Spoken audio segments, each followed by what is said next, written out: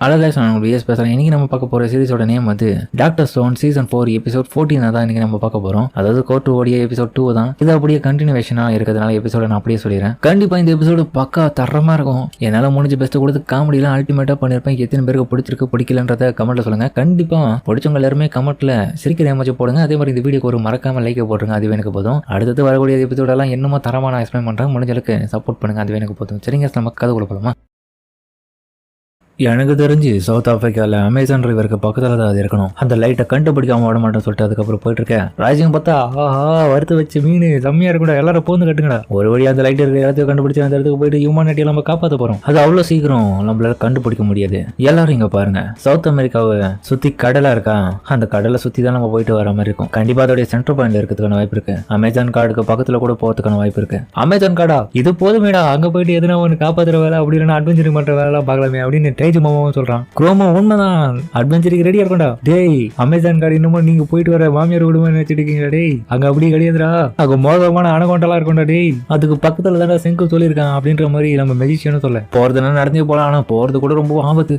பக்கம் டிடெக்டிவும் ஆஹா டேய் அமேசான் காடுகளாம் நடந்துலாம் வானடா. டேய் அது ரொம்ப மோசமான ஏரியாடா. அது ஏன்னா 21ஆம் நூற்றாண்டோடைய எந்த ஒரு எக்யூப்மெண்ட் எடுத்துன்னு போனாலும் அந்த இடத்துக்கு சாவ நிச்சயம் எவனாலே நம்மளை காப்பாற்ற முடியாது. உண்மைதான், அந்த இடத்துல அவங்களுடைய உடம்பு கர்ப்பமாக்கி அதுக்கு தேவையான முட்டைகளை உற்பத்தி பண்ற கொசுலாம் பெருசு பெருசா இருக்குது. அதுக்கப்புறம் உங்களுக்குள்ள அதோடைய உற்பத்தி பண்ணி நீங்க சேர்த்து போயிடுவீங்க. என்னடா சொல்ற அலற ஓடாதரா அப்படின்ற மாதிரி ஓன பக்கம் புலம்ப. இருந்தாலும் நம்ம சவுத் அமெரிக்காவை சுத்தின்னு போற மாதிரி தான் இருக்கும். ஏன்னா அமேசான் ரிவர் வந்து ரொம்பவும் சென்டர் பாயிண்ட்ல இருக்கிறதுனால நம்ம சுத்தின்னு போயிட்டு அதுக்கு சென்டர் பாயிண்ட்ல இருந்து எவ்வளவு கிட்ட இருக்குதோ அந்த டைரக்ஷன் வழியா போனா மட்டும்தான் நம்மளால சீக்கிரம் போய் அடைய முடியும். மேஜிஷியன் இது கேட்டு டே பைத்தியரா என்னடா சொல்லிட்டு இருக்கு, சவுத் அமெரிக்கா சுத்தின்னு போகுதுன்னு கொப்ப ஊர்ல கண்டுபிடி வச்சு புல்லட் ட்ரெயின்ல சீக்கிரமா போயிட்டு வர மாதிரி நினைச்சு உங்க வீட்டுக்கு அது எவ்வளவு கிலோமீட்டர் தெரியுமா, எவ்வளவு வருஷம் ஆகுமோ தெரியலடா. டே அது ஒரு பெரிய பிரச்சனை தான். ஆனா அந்த பிரச்சனை நம்ம சால்வ் பண்ணணும். அதுக்கு இன்னொரு பிரச்சனையும் இருக்கு. அது என்னன்னா நமக்கு தேவையான ஃபியூயலுக்காக நம்ம நிறைய முறை கரையோரம் போயிட்டு மரங்களை வெட்டி யூஸ் பண்ற மாதிரி இருக்கும். தேவையான மரங்களை யூஸ் பண்ணி அதுங்களை எரிச்சு அது மூலியமா நம்ம இன்ஜினுக்கு தேவையான ஃபியூயலை ரெடி பண்ணிக்கலாம். ஓ இந்த முறையில தான் இந்த போட் இயங்கிட்டு இருக்கேன்னு சொல்லிட்டு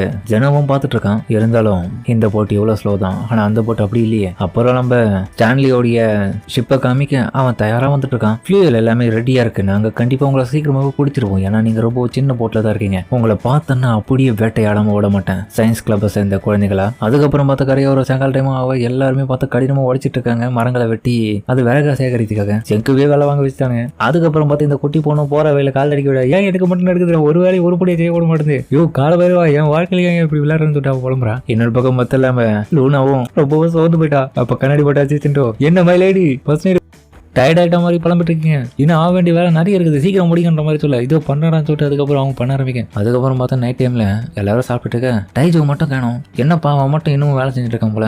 ஆமா அவங்ககிட்ட ஸ்டாமினா இருக்குன்னு நினைக்கிறேன், அதனாலதான் என்னமோ பண்ணிட்டு இருக்கான்னு சொல்லிட்டு இருக்கான். எர்லியே என்ன பண்ணிட்டு இருக்கானே. சுகாசாவும் நான் வேணா அவனுக்கு சாப்பாடு கொஞ்சம் எடுத்துன்னு போய் கொடுக்குறேன், கண்டிப்பா அவன் ரெஸ்ட் எடுக்கணும். இதை கேட்டுட்டு சோக்காவும் நான் அவனை எடுத்துன்னு போய் கொடுக்குறேன்ப்பா அப்படின்னு சொல்லிட்டு அவனும் எடுத்துன்னு பார்க்க. டைஜோ இன்னொரு பக்கம் நல்லா கடினமா உழைச்சிட்டு இருக்க. நைட் டைம்ல கூட வேலை செய்ய மாட்டா, நைட் ஷிஃப்ட்ல வேலை செஞ்சிருக்கேன் எங்க ஊர்ல அப்படின்ற மாதிரி அவன் புனைப்படி வேலை செஞ்சுட்டு இருக்கான். டைஜோ மாமா அவங்களுக்கு சோறு எடுத்துன்னு வந்திருக்கேன்னு சொல்லிட்டு அவளும் போக வாங்க சோக்கா சாப்பாடுக்கு நன்றி அப்படின்ற மாதிரி அவன் பார்த்துட்டு இருக்கு. திடீர்னு பார்த்தா மேல என்னமோ ஒரு விஷயத்த பாக்குறான். பார்த்துட்டு அதிர்ச்சி அவன் என்னன்னு பார்த்தா எள்ளுன்னு போட்டிருக்கு வானத்துல. எள்ளுன்னா என்ன அர்த்தம்? அடக்கடவுளே நரகமா, இந்த இடம் நரகமான்னு சொல்லிட்டு பயந்து ஓடுறான். இந்த இடம் நரகம். டேய் செங்கு மச்சான் எங்கடா இருக்க, இதை வந்துட்டான்னு சொல்லிட்டு அதுக்கப்புறம் பயந்துட்டு அவனும் செங்கு கிட்ட போயிட்டு இந்த விஷயத்தெல்லாம் சொல்ல ஆரம்பிக்கிறான். டேய் வானத்துல என்னமோ எள்ளுன்னு போட்டுக்கடா, யாரும் அதுல இருக்க மாதிரி தெரியுற. டேய் வாடா இந்த இடத்த விட்டு போயிடுவோம் அப்படின்ற மாதிரி சொல்ல. அதுக்கப்புறம் எல்லாருமே இந்த விஷயத்தை கேட்டுட்டு ஆச்சரியத்துல அந்த இடத்துல வந்து பாக்குறாங்க. கொக்குரோவும் ஏம்பா அது வந்து லைட்டாடும் தெரியுது, ஆனா அதுக்கு மேல ஏதோ அவுட்லைன் இருக்க மாதிரி தெரியுது. எனக்கு நல்லா புரிஞ்சுது. அது கண்டிப்பா ஒரு பட்டமா இருக்கிறதுக்கான வாய்ப்பு இருக்குன்னு சொல்லிட்டு செங்கு தினமும் ஒரே டைம்ல சொல்றானுங்க. லூமினிசென்ட் பயன்படுத்திருக்காங்க. என்னப்பா அப்படின்னா அது ஒரு வகையான பெயிண்ட், டார்க்கான ஷைனிங்க கொடுக்கும் நிறைய. எதுக்கு அவங்க பண்ணிருக்கணும்? கண்டிப்பா உதவிக்காக தான் இருக்கும். அது கூட எதுக்குப்பா எள்ளுன்னு போட்டுக்கணும்? எள்ளுன்னா நரகம் தானே, அப்போ அந்த இடம் நரகமா தெரியல. சரி யார் பண்ணிருக்காங்க அந்த வேலைன்னு சொல்லிட்டு போய் பார்ப்போம்னு சொல்லிட்டு அவங்க எல்லாருமே போக அந்த இடத்துக்கு போனா ஒரு கூடார மாதிரி போட்டு கட்டி வச்சிருக்காங்க. யாரோடான்னு பார்க்க அதுக்கப்புறம் பார்த்தா உள்ளுக்குள்ள இருந்து ஒரு பொண்ணு வெளியே வரான். அவளை பார்த்த உடனே இவங்க எல்லாம் பாத்துறாங்க. என்னடா இது காட்டுவாசி இவ ஆம மாதிரில சூட்ட போட்டு இருக்கான். அதுக்கப்புறம் வந்தவளுடைய முகத்தை பார்த்துட்டு சோக்காவும் ஆடேங்கப்பா இவ என்ன மாதிரி தான் போலப்பா, இவ்வளவு கண்ணு தெரியாது போல, இவன் மூஞ்சி புத்து பார்த்து மூஞ்சி பார்த்து ஒரு மாதிரி இருக்குது. அப்புறம் பார்த்து ரெண்டு பேரும் அடையாளம் கண்டதுக்காக கிட்ட வந்து பிடிக்கலன்னு வருவாங்க. ரெண்டு பேரும் கண்ணு தெரியாதனால போய் கவுந்துச்சு வீதுங்க. தெரியும் இப்படிலாம் நடக்கணும். ஏன்டா செங்கோ இத்தனை நாள் வரைக்கும் இவரை இவ கண்ணு தெரியாம உயிர் போயிடுச்சிருந்தா அப்படின்னு குரோமம் கேட்கறான். அதுக்கப்புறம் திரும்பி கப்பலுக்கு வந்துட்டு அவங்களுக்கு தேவையான கிளாஸை செய்யறதுக்காக ரெடி பண்ணிருக்காங்க. அதுக்கப்புறம் அவளுக்கு கொடுக்க அதை போட்டு பார்த்துட்டு அடையங்கப்பா ரொம்ப நாள் கழிச்சு நல்லபடியா நான் பாக்குறேன்ற மாதிரி சந்தோஷத்துல ரொம்ப ஹாப்பியா வரா. இவங்க எல்லாரும் எல்லாரையும் பாக்குறா. இன்னொரு பக்கம் ஜெனோவும், ஏய் நான் உன்னை எங்கேயோ பார்த்த மாதிரி இருக்குன்னு நினைக்கிறேன், நீ தானே அந்த டாக்டர் ஜெசிலியா? ஏய் நீ ஜெனோ தானே, சாரி என்ன மன்னிச்சு பேர் சொல்லி கொடுப்பதுக்கு ரொம்ப நான் எக்ஸைட்மெண்ட் ஆயிட்டேன். ஹீரோவும், ஹே ஜெனோ இவங்களை உனக்கு நல்லாவே தெரியுமா? இல்ல இப்பதான் முறையா பாக்குற மாதிரி சொல்ல. இல்ல இவன் போய் சொல்றான் நம்பாத.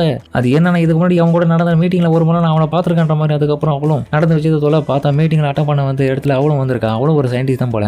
நம்ம ஜெனோ அவளும் பார்க்க ஜெனோ வந்து இவளையும் பாத்துறான். ஆனா தெரிஞ்சோ தெரியாத மாதிரி நடிக்கிறான். ஜெனோ ஹீரோ கிட்ட, ஏய் செங்கோ உண்மையிலேயே இந்த பொண்ணை நீ இந்த இடத்துக்கு சமன் பண்ண ஒரு நல்ல விஷயம் தான். ஏன் இந்த மாதிரி சொல்றேன்? ஏன்னா இவன் ஜியோகிராபிக்ல ரொம்பவும் கை தேர்ந்தவன். இதுக்கு முன்னாடி இன்வெஸ்டிகேஷன்லயே செங்கோ இந்த பேர்ட்ஸ் எல்லாமே நீ கல்லா மாறுதுன்னு ஒரு விஷயத்த சொன்னல, அதன் அடிப்படையில் நான் கொஞ்சம் இன்வெஸ்டிகேஷன் பண்ணதுனால ஒரு மிகப்பெரிய அரேஞ்ச்மெண்ட் வச்சு இந்த மீட்டிங் அந்த ஒரு மீட்டிங்கை பொறுத்த வரைக்கும் அந்த பெட்ரிஃபிகேஷன் பீம் மூலியமா இந்த பறவைகள் எல்லாமே ரொம்பவும் கல்லா மாறுதுனால இது ஜியோகிராபிக்கலா ரொம்பவும் மாற்றங்களை ஏற்படுறதுனால ஜியோகிராபியில கை தேர்ந்தவங்களா நாங்கள் கூப்பிடுறோம். அதன் அடிப்படையில் இவ தான் எங்களுக்கு ரொம்பவும் கை தேர்ந்த திறமையான ஒரு பொண்ணா தெரிஞ்சதுனால இவளை கூப்பிட்டுருந்தோம். இவளும் வந்து நிறைய விஷயத்தை எங்களுக்காக பார்த்தா. இவளுடைய ஸ்கில் அபாரமானதெல்லாம் குறைச்சி மதிப்பிடாது இவளை. டாக்டர் ஜெசிலியாக்கு இந்த இடத்துல இருக்க நிறைய விஷயம் எல்லாமே நல்லாவே தெரியும். உங்க ஒருத்தான ஆளு. ஆஹா ஃபர்ஸ்ட் டைம் உலகத்துல என்ன ரொம்பவும் பாராட்டுறான் இந்த ஆளை மனுஷன் ஜெங்கு. சரி ஜெனோ நீ தாண்டா இதுக்கப்புறம் மாமன். அதுக்கப்புறம் நடந்த விஷயத்தை யோசிச்சு பார்க்குற அவ்வளோ. ஏன்னா டீனேஜ் வயசுலேயே இந்த அளவுக்கு இருக்கிறதுனால அப்போ அந்த பெட்ரிஃபிகேஷன் பீம் வந்தப்போ எல்லாருமே சிலையாவதுக்கு முன்னாடி ஸ்டான்லி எல்லாருக்கும் அலர்ட் கொடுத்துருப்பான். அதன் பேரில் எல்லாருமே அலர்ட் ஆவேன். என்ன பக்கம் இவ அதை பார்த்துட்டு அதுங்க அப்புறம் அந்த இடத்த விட்டு ஓடலாம் பாப்பா. கால் தடுக்க கீழே வந்துட்டு மாட்டிப்பா அதே இடத்துல.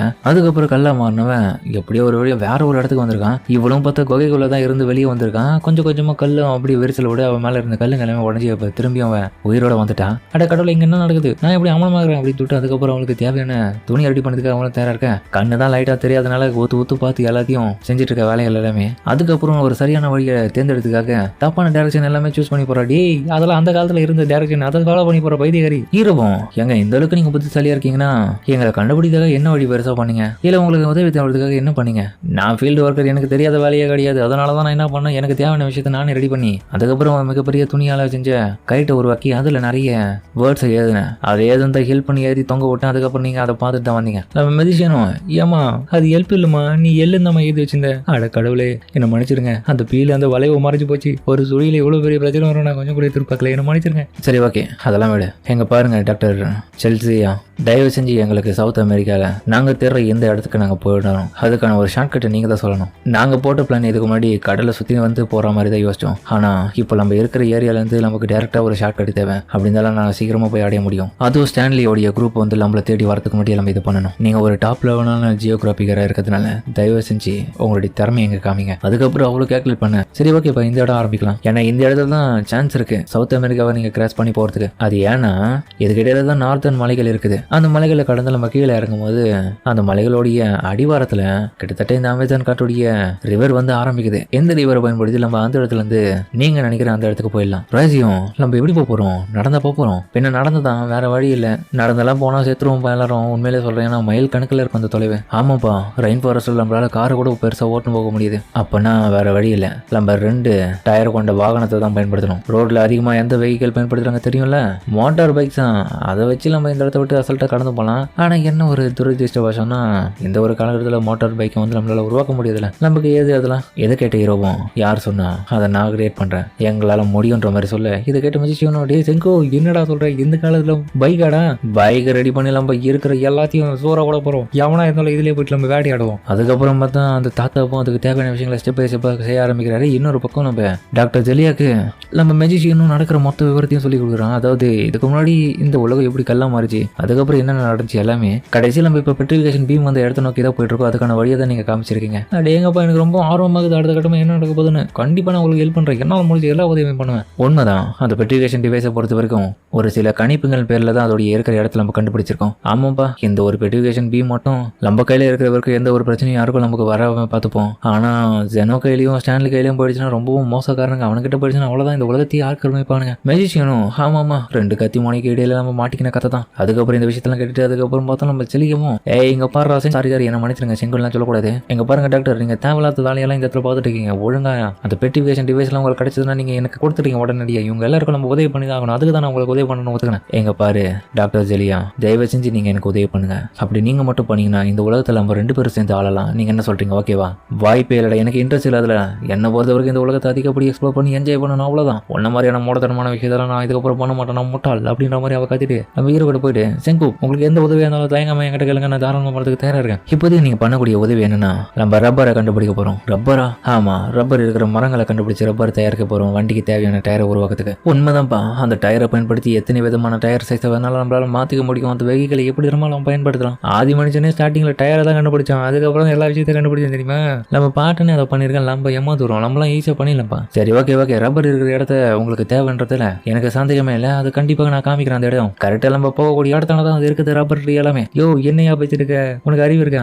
அந்த இடத்துக்கு தான் நம்ம பைக் எடுத்துன்னு போயிட்டு அங்க போய் செக் பண்ணி பார்க்க போறோம்னா அந்த இடத்துல ரப்பரை உருவாக்கி அங்கேயே பைக் ரெடி பண்ணி எங்க போய் எப்போ என்ன பண்றது? நீ இந்த விஷயத்தை சரிப்பட்டு வர மாட்டேன்னு சொல்லிட்டு குரோம உன பக்கம் கலைக்கிறான். ஆனா பெரிய குண்டு தூக்கி போற வகையில பார்த்தா நம்ம ஜெனவும் எங்க பாருங்க, இதெல்லாம் ஒரு பக்கம் இருந்தாலும் ஸ்டான்லியோட குரூப் நம்மள நெருங்கி வந்துட்டு இருக்கு. ஸ்டான்லிக்கு புரிய வைக்கிறது ரொம்ப கஷ்டம். உண்மைதான்ப்பா. ராய்ஸியும் சரி, அந்த ரப்பரை கண்டுபிடிக்க எவ்வளவு நாள் ஆகும்? செங்கோ கிட்டத்தட்ட சில நாட்கள் ஆகிறதுக்கான வாய்ப்பு இருக்கு. ஆட கடவுளே, ரொம்ப கஷ்டமாச்சு. அப்ப நம்மள பிடிச்சிருவாங்களோ? அதன் அடிப்படையில் பார்த்தா அதை கன்ஃபார்ம் பண்றதுக்காக டிடெக்டிவும் பார்த்தா ரேடியோ வேவ்ஸ் எல்லாமே சிக்னல்ஸை கன்சியூம் பண்ணிட்டு இருக்கான். அந்த இன்புட்ஸ் எல்லாமே பார்க்கும்போது இதுக்கு வாய்ப்பு இல்லை. செங்கு இங்க வந்து பாரு, நமக்கு பின்னாடியே தான் அவங்க ஃபாலோ பண்ணி கிட்ட வந்துட்டு இருக்காங்க. ஸ்டான்லியோட குரூப் நம்ம கிட்ட நெருங்கிட்டு இருக்காங்க. அவங்க ரேடியோ வேவ்ஸ் மூலியமா நம்ம எங்க இருக்கின்ற விஷயத்தை அவங்க தெரிஞ்சிட்டு இருக்காங்க. அதுக்கு ஏற்ற போல இப்போ அந்த கப்பலை காமிக்க அந்த வேலையை தான் அவனுக்கு சிறப்பாக பண்ணிட்டு இருக்கானுங்க. இன்னொரு பக்கம் அந்த வேலையை பார்த்தா நம்ம ஆளு கண்காணிச்சிருக்கான். அவனும் ஒருத்தன் கண்காணிக்கிறான், டே இங்க நட பண்ற உனக்கு நட வேலைன்னு. ஆனா அவனும் பார்த்தா இல்லைங்க, 2க்கு போறது வந்தேன், 2க்கு போறதுக்குள்ள இந்த இடத்துக்கு வரக்கூடாது, கிளம்பு. அதுக்கப்புறம் பார்த்தா அவன் அவங்க இருக்கிற இடத்த கரெக்டாக கண்டுபிடிச்சு உங்களுக்கு குறிச்சு கொடுக்க.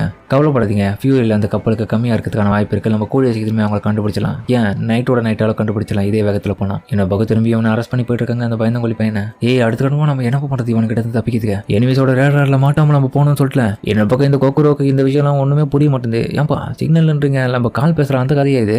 ஆமா, உண்மைதான். அந்த கப்பல்ல இருந்து வர சிக்னல்ஸ் எல்லாமே நம்மளுடைய கப்பலுக்கு பிரதிபலிச்சு அதை அப்படியே ரேடியோ வெப்ஸை ரிஃப்ளெக்ட் பண்ணி காமிக்கிறதுனால நம்ம இருக்கிற இடத்த அவங்களுக்கு ஈஸியாக காமிச்சு கொடுத்துரும். அப்போ நம்ம அதுக்கிட்ட தப்பிக்கிறதுக்காக சம வேகமாக போகணுமே. அதுக்கு தான் என்ன பண்ணுறது, நம்ம கிட்ட இருக்க ஃபியூலை பயன்படுத்தி அவ்வளோ வேகமாலாம் போக முடியுது. அதுக்கப்புறம் பார்த்து இவங்க விறகுகள் எல்லாமே இன்னும் சேகரிச்சுட்டு கப்பலுக்கு வந்துட்டு இருக்காங்க. ஏன்டா அடுத்த கட்டமாக ரைசி நம்ம எப்படி கப்பலை வேகமாக செலுத்தி சீக்கிரமாக அவனுக்கிட்ட தப்பிக்குது? எதனா பிளான் போடா. நானும் அதுக்கு தான் போய் யோசிச்சிருக்கேன், வேற வழி இல்லை. நமக்கு எதனா காத்துடைய உதவி அதிகமாக கிடைச்சதுன்னா கூட போத்தோம், நம்ம ஈஸியாக போயிடலாம். அதுக்கப்புறம் பார்த்தா டாக்டர் தெளியவும், ஏன்டா என்கிட்ட இந்த கைட்டுடைய துணி எல்லாமே ஃப்ரீயாக தானே இருக்குது, இதை வேணா நீங்கள் பயன்படுத்திக்கிறேன்னு சொல்ல ஒரு பிளான் கிடைச்சிடுச்சு அப்படின்னு சொல்லிட்டு ரைசியும் அதுக்கப்புறம் மிகப்பெரிய பிளானை போடுறோம். இப்போ அதுக்கப்புறம் ஷிப்பை காமிக்க கண்காணிக்கிறவனும் என்ன இது வழக்கத்துக்கு மாற இப்போ ரொம்ப ஸ்பீடாக நகர்ந்து போறாங்க, என்னடா சொல்றேன்னு சொல்லிட்டு இன்னொரு பக்கம் நம்ம ஸ்டான்லி கேட்க, ஆமா எப்படி இவங்க எவ்வளவு வேகமாக போயிட்டு இருக்காங்க தெரியல, நம்மளை விட ரொம்ப வேகமாக போயிட்டு இருக்காங்க. அவங்க இப்படி போனாலும் நம்மளால அவங்கள பிடிக்க முடியாதுன்னு நினைக்கிறேன். எப்படி இது நடக்குது சொல்லிட்டு அவங்க புலம்பிட்டு இருக்கேன். அதுக்கப்புறம் பார்த்தா நம்ம ஆளுங்க எல்லாருமே அந்த துணிகளை ஒன்னா இணைச்சு காத்துடைய உதவி மூலியமா இன்னமும் வேகமாக போயிட்டு இருக்காங்க. அந்த இடத்த விட்டு யாராலையுமே அவங்கள பிடிக்க முடியல. இது ரொம்ப பிரமாதமான ஐடியா தான்.